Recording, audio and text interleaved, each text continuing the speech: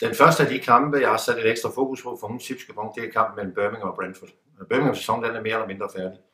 De kommer hverken med i bunden eller toppen. Og de spiller mod Brentford-mandskab, hvor der har været lidt uro omkring manager Mark Warburton, og det gav nogle ustabile resultater.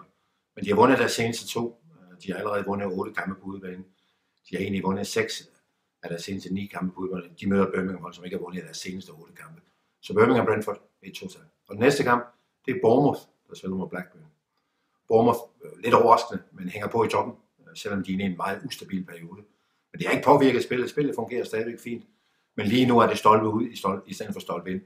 De spiller mod Blackburn-mandskab, hvor deres fokus er på næste weekends FA Cup kvartfinale mod Liverpool. Og det kan man også mærke på deres resultater.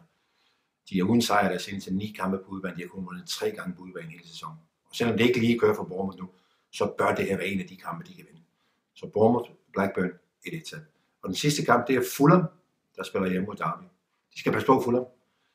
De har virkelig fart på nedad i rækken, kommer tættere og tættere på stregen. De er 6 kampe uden sejr, uden selvtillid. Efter midtuge nederlaget var manageren Kit Simons virkelig ude og svine spillerne til. De spiller mod Derby-mandskab, som nu ligger nummer 1. Den utrolig vigtige slutfase. De virker klar. De har leget godt. Darren Bent i Aston Villa, Thomas Ince i hold. De 2 spillere i lidt over en måned har scoret 10 mål. Og det er vigtigt. Men endnu vigtigere, det er deres stjerne midtbanespiller George Sorn. Han er også tilbage. Og de er godt kørende lige nu. Og den her kamp, den ender de også. Fulham, Derby, 1-2.